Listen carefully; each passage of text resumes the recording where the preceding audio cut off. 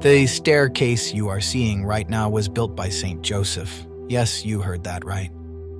It is the result of an extraordinary miracle that all of us can still touch with our hands and see with our own eyes today, because it is here in the United States.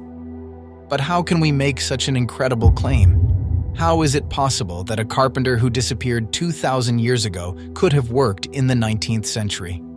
In this video, we will show you the extraordinary story of what happened, and we will take you deep into the technical and scientific details that confirm, point by point, a divine intervention that science cannot explain. If you think you already know the story of the Loretto Staircase, get ready.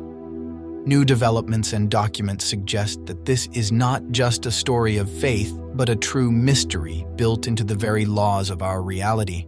It all begins in 1873.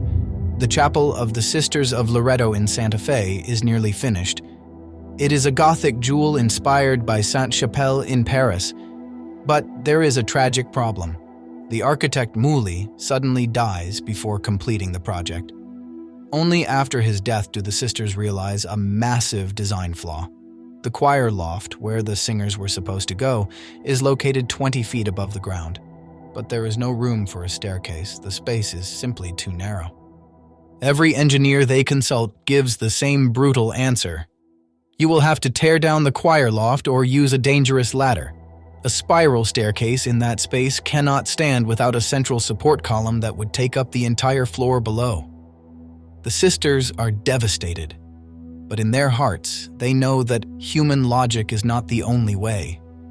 They begin a novena to Saint Joseph, the carpenter of the Holy Family. 9 days of fasting and prayer, and here the story stops being mere history and becomes mystery. On the 9th day, an elderly and humble man knocks at the door. He has with him only a donkey and an old wooden toolbox. He says he is a builder and that he can solve the problem, but on one condition. He wants to work alone, behind closed doors, and no one may enter the chapel until the work is finished. No one sees him transport lumber. No one hears the sound of wagons arriving in town. At that time, Santa Fe is a tiny frontier outpost. A stranger hauling tons of heavy timber would have been noticed by everyone. And yet, the man works in complete silence. 6 months later, the staircase is finished. But when the sisters run to thank him and pay him, the man is gone. He leaves no trace. He does not take a single cent. The sisters go to the only lumber yard in the area, but the owner swears, "I never sold wood to that man. I have never seen that kind of wood in my life." Here is the first detail that modern science cannot explain. In the 1990s, a wood expert, Dr. Forrest Easley, took samples from the staircase and examined them under a microscope. They expected to find local New Mexico pine or spruce from the Rocky Mountains. Instead, the tests revealed a type of spruce, a picea species, with an incredibly dense cellular structure typical of trees that grow in extremely cold climates or at altitudes where the air is very thin. But there is more. It is a variety that does not exist in America. Some researchers argue that the closest matching species is found only in isolated parts of Northern Europe or the Middle East. How did a solitary man in the 1800s manage to import tons of exotic timber into a remote desert without railroads or organized transportation? Biology itself tells us that this wood simply should not be there. Look carefully at the structure. The staircase makes 2 complete turns around itself. 2 full 360-degree rotations. It has exactly 33 steps, a number that every Christian immediately recognizes as the years of Jesus' earthly life. But the shocking part is the mathematics of its shape. In engineering, a spiral staircase without a central support is considered unstable. Every time a person climbs it, that person applies torsional force that should push the staircase outward and make it collapse. But the Loretto Staircase is built like a perfect coiled spring. When someone walks on it, the structure does not weaken. It compresses slightly, becoming even more solid. It is a masterpiece of tension physics, fully understood only through modern 3D modeling software. How could a 19th century carpenter possess structural knowledge that humanity would not formally develop until a century later? But let us go even deeper into the technical details that few people know. There is not a single metal nail anywhere in the staircase. There is not even a trace of animal glue, which at the time was the standard. The entire structure is held together by wooden pegs fitted with a level of precision that today we would describe as almost aerospace grade. Why is this a problem for science? Because New Mexico has an extreme climate with violent swings in humidity. Wood is a living material. It expands and contracts.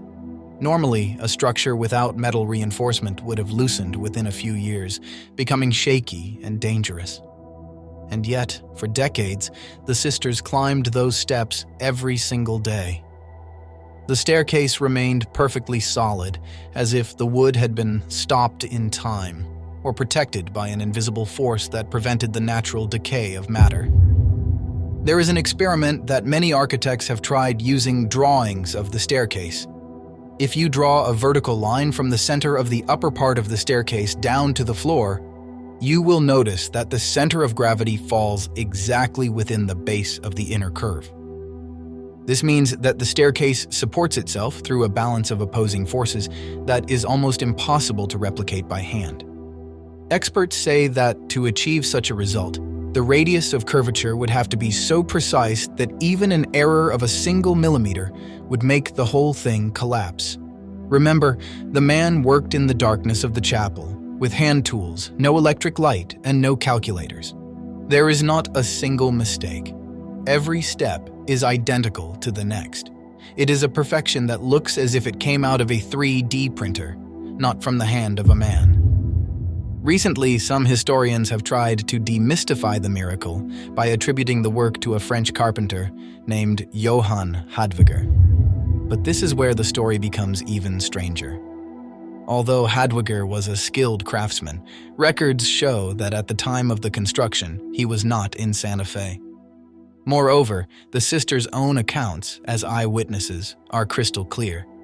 The man was old, alone, and had no outside supplies. On top of that, no tool available in Hadwiger's day would have been capable of bending wood that way.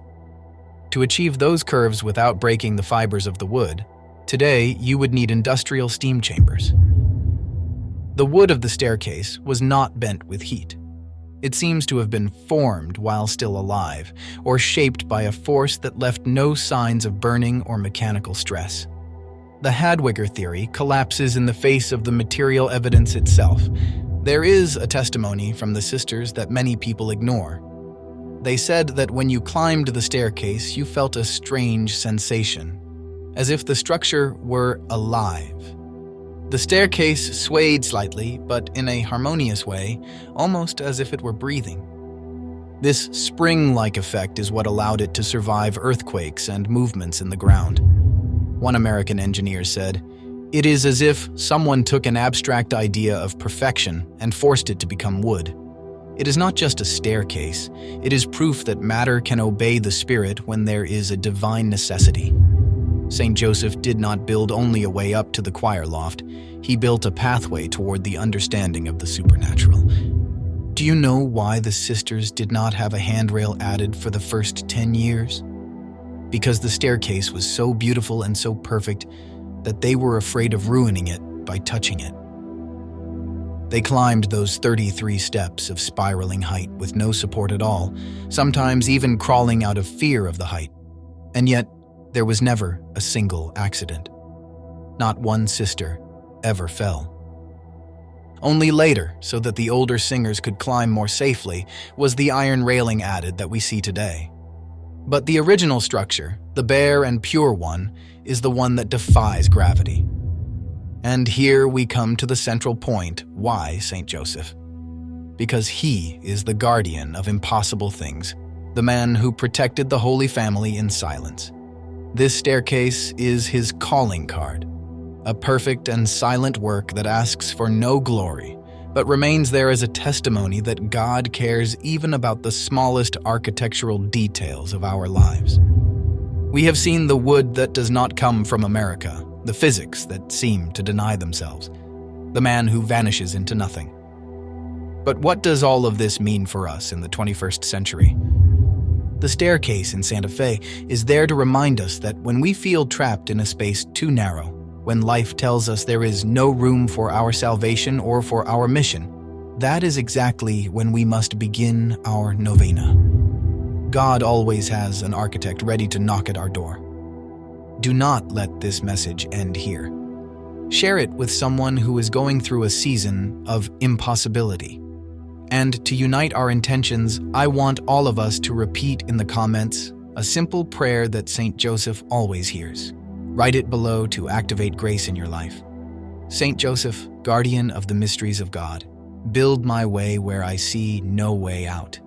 May God bless us all.